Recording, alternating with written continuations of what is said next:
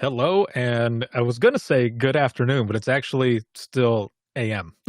It's still morning time. We're almost into the afternoon, but welcome everyone. Thank you so much for joining us. This is day two of the Dare to Be Great fall virtual conference, and we're about to get started with the conference sessions going into the afternoon. We've got sessions stacked up, and they are amazing sessions. This one coming up today, this one is actually going to be pre-recorded. Now, I had Tyrell slated for this session to do it live. However, if you've been paying attention to the weather at all, there's a hurricane that's pretty close to hitting his area. So I'm so happy that we're able to at least get this recorded. He recorded it just a few hours ago. Literally just a few hours ago, he was able to do it. Took some time out of everything that's going on over there because it's some crazy stuff that's going in. So I have got this here. I hope you enjoy it. It is amazing. He is such a great speaker. He's been on the podcast and has been just a big supporter of the stuff that we do, and we're a big supporter of everything that he does and his whole team. So they have a hurricane coming that way, but we have the session here. So I'm going to share my screen here and bring it up so that you can see this presentation. And his presentation here is on leadership is not for the weak, but for the brave. And here we go. Good morning, everybody, and welcome to Dare to Be Great. My name is Tyrell Morris, and I'm the Executive Director of the Orleans Parish Communication District, home of New Orleans 911 and 311. I am so sorry that I cannot be joining you live today as Hurricane Delta has changed my plans. But this is the world we live in emergency communications, but we adapt and we move on. I wanted to talk to you today about leadership and what leadership in our industry today and tomorrow will require. Just by attending this conference, you have made a decision to be a leader. Now, we're going to rest in that. Those of you all that are currently leading, we're going to talk about how to maximize your impact as a leader. Being a leader in today's world is difficult. It requires bravery, it requires strategy, and it requires a steadfast approach so that you can meet the mission on the other end. Again, I want to take a moment to give you a little bit of my journey. I currently live in New Orleans with my husband, Damien, and our two furry animals, Pumbi and Callie, and I've been in New Orleans now for over 3 years. I'm originally from the inner city of Philadelphia. We then moved to the DC metro area where I graduated high school from the Duke Ellington School of the Arts. I then moved on to attend undergraduate school at Ithaca College in upstate New York, where I studied arts management and legal studies. My goal and journey at that time was to be a performer or a Broadway producer. Around my junior year, I had a change of plans, and I decided to join the cast member of the Walt Disney World Resort in Orlando, Florida, where my role there was to help develop new entertainment options in the show development and production team. I left Orlando and went back to Ithaca College, where I graduated, and then I moved back home. I had a very fulfilling career in the aquatics industry, so I ran water parks. I was a lifeguard extraordinaire, and I really enjoyed that. I then became a general manager of a major water park up in upstate New York. I enrolled in graduate school, and then during that time, I returned back home to the DC metro area while I was in graduate school. And what I thought was going to be a quick gig to get me through school, a job, I was hired by Fairfax County, the Department of Public Safety Communications, as a 911 telecommunicator. Little did I know that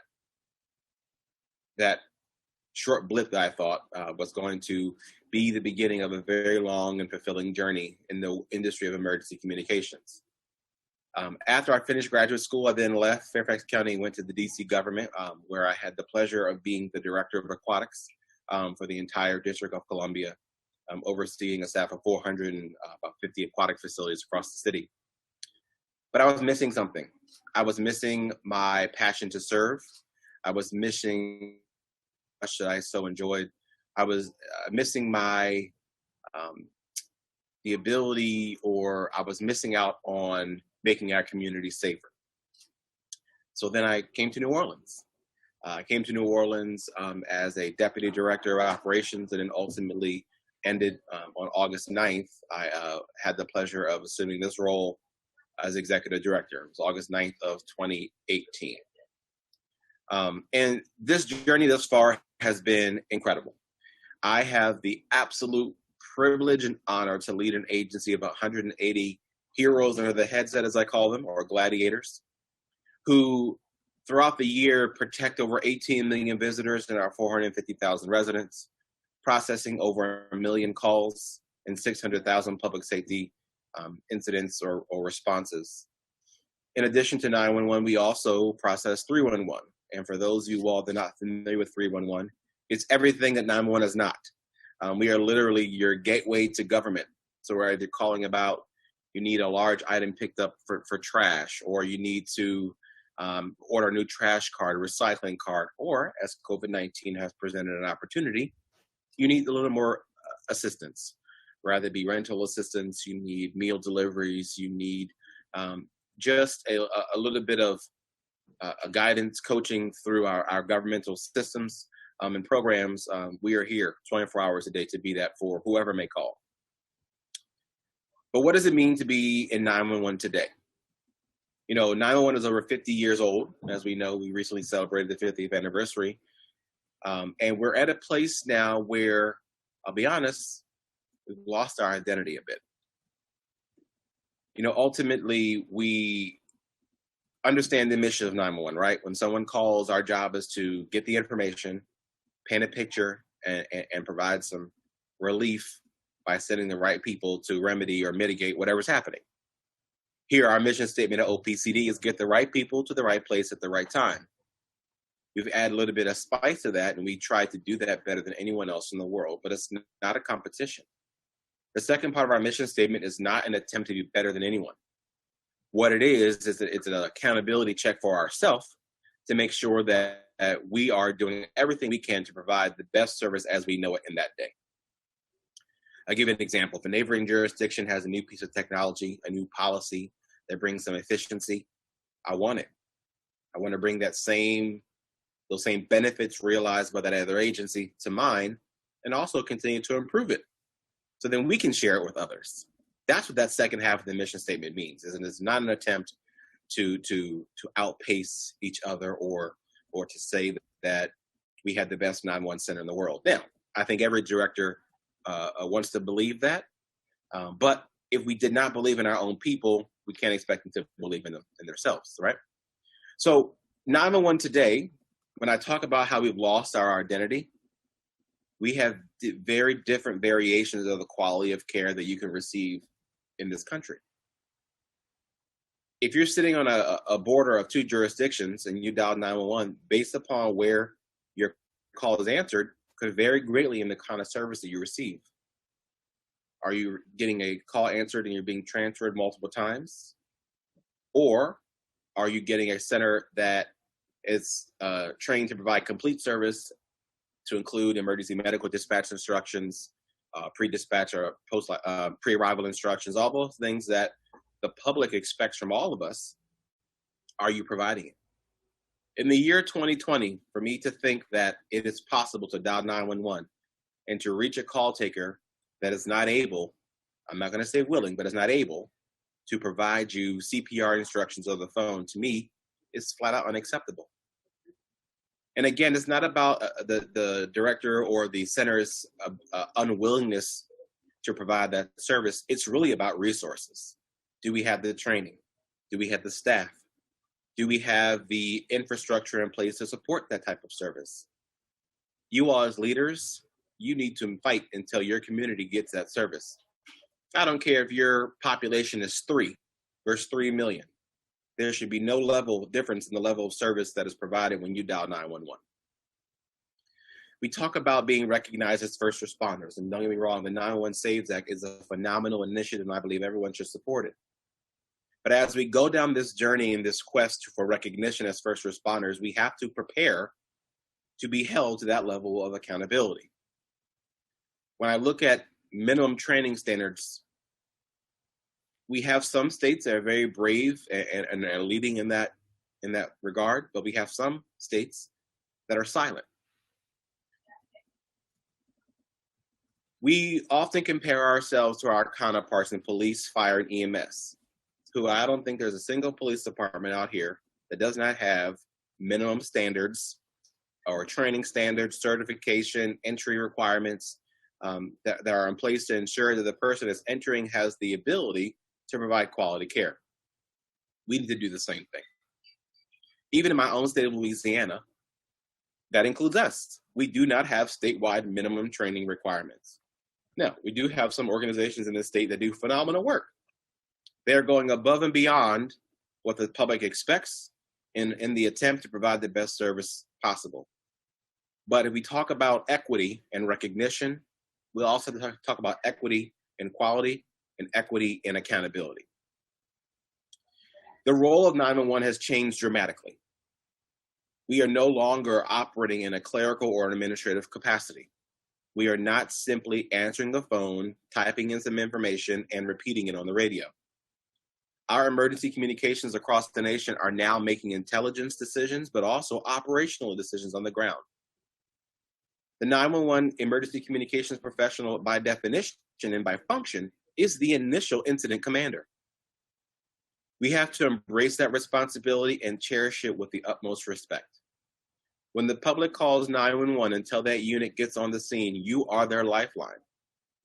They are expecting that the trained professional to answer that phone will take care of them. And trust me, out of the 6,000 centers across the country, I know each and every one of you want to provide that highest possible quality service. But it requires us to be honest about our infrastructure, our setup, and those of you all in leadership, your own individual characteristics. Just by attending this conference alone, you are taking the challenge to dare to be great. Just by the name itself speaks to the individuals that have chosen to attend. To me, you are our future. You are the cream of the crop that this industry has to offer. So let's take a moment to hone those skills and understand what it means to be a leader. It requires you to be honest, incredibly honest.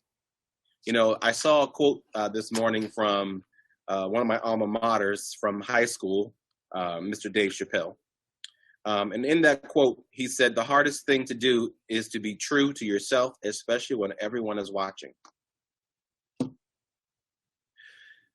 Most people assume honesty to be very easy, right? As humans, our initial reaction is to be honest, but our experiences in life often deter us from the honesty because sometimes honesty brings pain.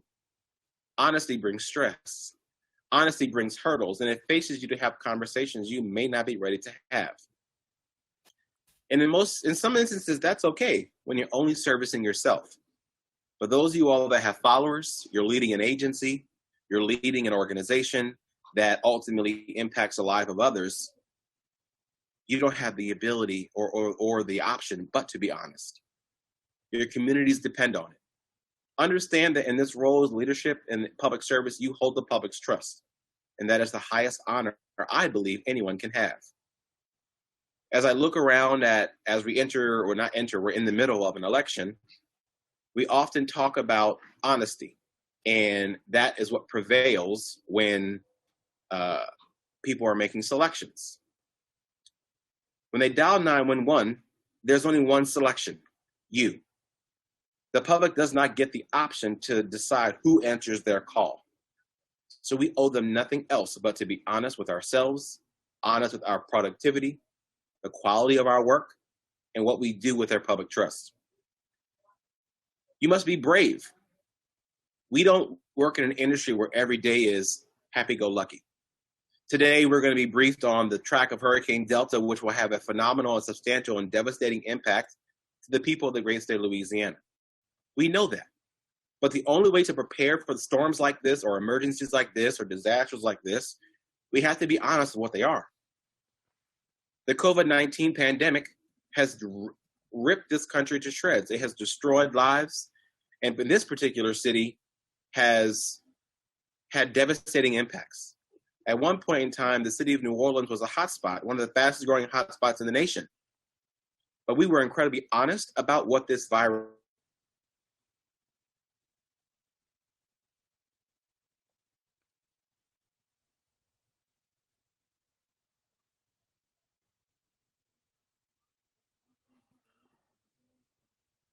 We will not take our eyes off the impact of this particular emergency, but we're being very honest on what it does to our communities, because that will be the fastest way for us to achieve the life we once knew. 911 today is a new normal. Not only do we have a pandemic that has redefined how we do business, we have new technology being introduced into our workspaces faster than we can keep up. We've been talking about the terminology or the idea of next generation 911 for a very long time. When we get to next generation 911, we're here. It is here. Next generation 911 is on our doorsteps, and we have no choice but to open the door and let them in. Text to 911 is here. Those organizations that are still scared to deploy text to 911, trust me, it won't be that bad. We're at a position now where the public now expects they can text 911. So those organizations that have not kept up, you may find yourself in a trick bag when it talks about standard of care. As we talk about the innovation or the bringing video to 911, picture to 911, we have technology around connected buildings, smart buildings, everything on the internet connecting to 911, that we understand that the data coming into our centers will be overwhelming if it is not organized and our staff are not trained to receive it.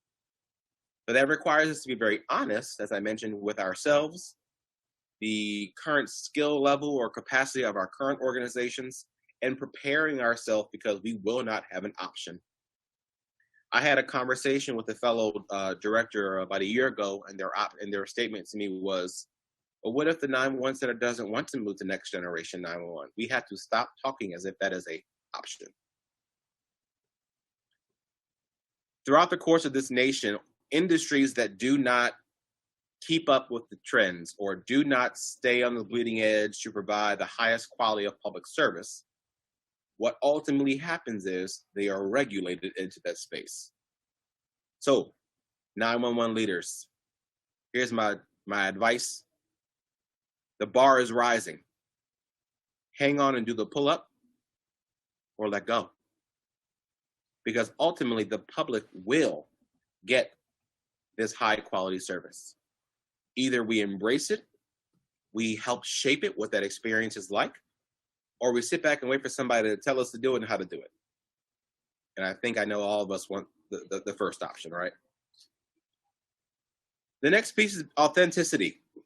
When we talk about leadership authenticity, do not allow yourself to change who you are based upon who you're surrounded by or the situation that is before you.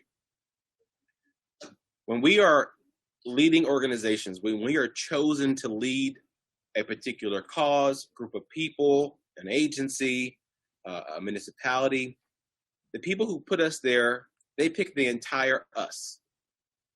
When my mayor asked me to assume this role as executive director of OPCD, she did not just ask Tyrell, the 911 professional. She asked Tyrell, the person, and all the skills and experiences that come with me as a whole. That is what we expect these individuals or myself to bring to the table. A true level of authenticity and a true elevation or understanding of self-awareness. Emotional intelligence, some may call it. But if you find yourself being one person at home and somebody else when you go home, at some point there's going to be a conflict. So the best way to prepare for that moment is to level the playing field. I'm the same person at work that I am at home. Some days I'm very goofy at home and I'm very goofy at work, and some days I'm very serious in both places. But no matter what happens, when you encounter me, you encounter the authentic me. So those of you that are attending this conference, I really want you to think about that. Are you giving the people in your space the authentic you? Because those that are not, at some point you get fatigued in keeping up that facade. I'm gonna call it, that might not be a word I want to use, but someone other than yourself. And you want to make sure that the authentic you is what will survive in this very demanding, fast-paced world of 911. Finally, my last piece on what it means to be a leader in 911 is you have to deliver with incredible accuracy and precision and excellence.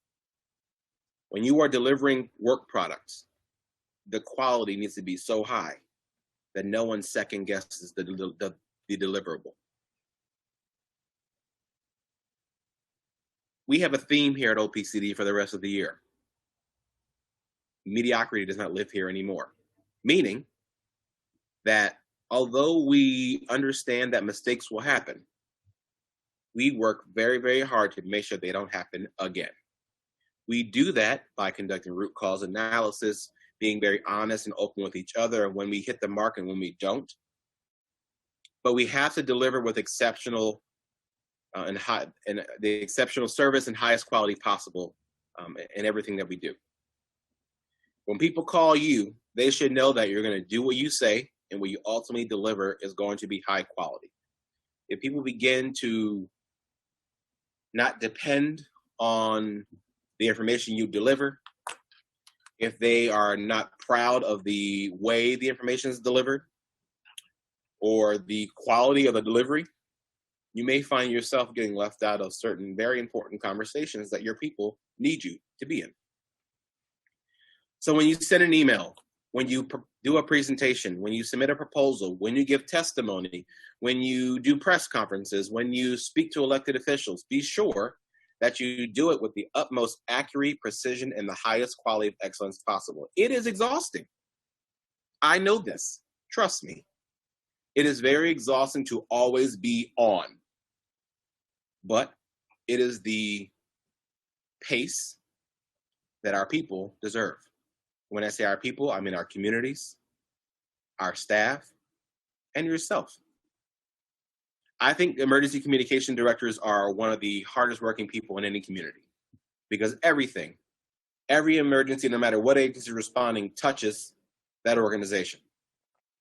And it's important that that nucleus, that center, that core is as strong as ever, because we know that the center and the nucleus of the core are not strong. If they're weak or shaky, the rest of the responses, the rest of the organizations you support will feel the results of that weakness, and weakness in public safety equals loss of life or property, usually. Those of you all that are embarking on this leadership journey, if you're a veteran, you know very much what I'm talking about. If you're new to the realm of leadership, brace yourself for obstacles. If you enter this profession or this realm or this journey of leadership expecting it to be very easy, you're in for a very rude awakening. Your world will shift within minutes. Your morning can start out phenomenal, but by lunchtime, you're dealing with a tragedy. It is just the nature of the work. But how do you overcome that? Plan for those moments. Have conversations with yourself about how do you rebound? How do you control emotion? Now, you absolutely need to have that emotional moment, have it, and then let's move on. But I often find that leaders that tap out or don't make it is that they have a false understanding of what this journey will be. It will be incredibly difficult in the years to come to be a leader in these types of seats. But the reward on the other end, for me, is absolutely worth the fight. You have to have that same conversation with yourself. Some of you may decide, no, this is not a journey or a fight that I want to have, and that's okay. Just make sure you're very honest with yourself and those around you about where you are in that decision-making process. I know firsthand that all government leadership positions have an ounce of politics in them, where never ever am I saying to pick politics over ethics. If anything, it should be the other, where ethics always will prevail. But it's important for leaders in this role to understand the political landscape. You know, a lot of us report to elected officials, and those individuals are responsible for shaping the community, shaping priorities, shaping the path forward. That's the reason why the community elected them as their leader. And no matter what you feel about that decision the community has made. If you're going to hold this leadership seat in public safety, your role is to protect the public's trust, but also ensure that leader has the support they need to affect their plan or their objectives. If you find yourself in this battle where you have an imbalance where it's difficult for you to come to work every day or it's no longer fun, tap out. The people of your community expect and deserve you to be all in, and you have to have faith in those that are leading you in order to do that. It is really important that we understand who we work for and what we work with. There's nothing wrong with asking your boss or your supervisor or those who lead you what their priorities are. Of course, as leaders, we have our own set of priorities for those that follow us. But if they do not align or support the priorities of those of us that lead us, you may find yourself with some dissonance in where those two priorities collide. I often get feedback from 911 directors where they say they really admire the relationship that I have with the community and the other public safety leaders in the city. And that's because we talk a lot about strategy. We talk a lot about cohesion. We talk a lot about how the team is going to overcome an issue. 911 centers that find themselves in silos or intentionally remove themselves from the battle, you're going to lose the war. When 911 saves passes in the federal government and we begin to educate the community on what that means, the expectation of service from the public is going to increase. But it's not just the public that's going to expect us to perform differently. It's going to be our public safety partners. Someone asked me the other day while I was traveling, why does 911 work well when it's separated? Why are the large organizations that are incredibly successful in this industry, most of them are independent or consolidated, or they've gone through a pain point to get them to that point, and they've learned the hard way to overcome some obstacles. And my response to them was, well, why are the fire department and the police departments different? The basis of the priority are different. A law enforcement priority, of course, is to protect life, catch the bad guy, and protect the community. The fire department's priorities are put the fire out, protect lives. EMS, provide life, save life. But no matter what, although they're similar, they're not identical. And 911, our priorities are also similar, but not identical. We believe in our priority is to bring the people together, right? Our priority is information gathering, trust but verify. And we're artists. We're painting pictures for responders. We're also trying to anticipate their needs as the incidents unfold. The communications industry has evolved. We now have standards. We now have certification. We have credentials. And it's time for us to be independent and stand on our own. But that means we're going to have to independently hold ourselves accountable. And finally, before I go, I want to just take a moment to say thank you to all of you. Each and every one of you that is watching today, your leadership journey started differently and will end differently. We'll find many, many commonalities along the way. The industry of emergency communications, what makes it so great is that none of us are in this alone. Every single 911 center that answers an emergency call or any call from the public, at the very core, the mission is the same. So when you find yourself in a place of pain, dissonance, confusion, you need a little motivation, some guidance on how to tackle something, or you want to just share some good news, pick up the phone, contact your colleagues, build a network. Me personally, that is the only way I've been able to survive. So thank you for your steadfast commitment to the industry, to the people that we serve, and to take care of yourself. Once outside opens up again, we're very excited to welcome you to New Orleans to come see us.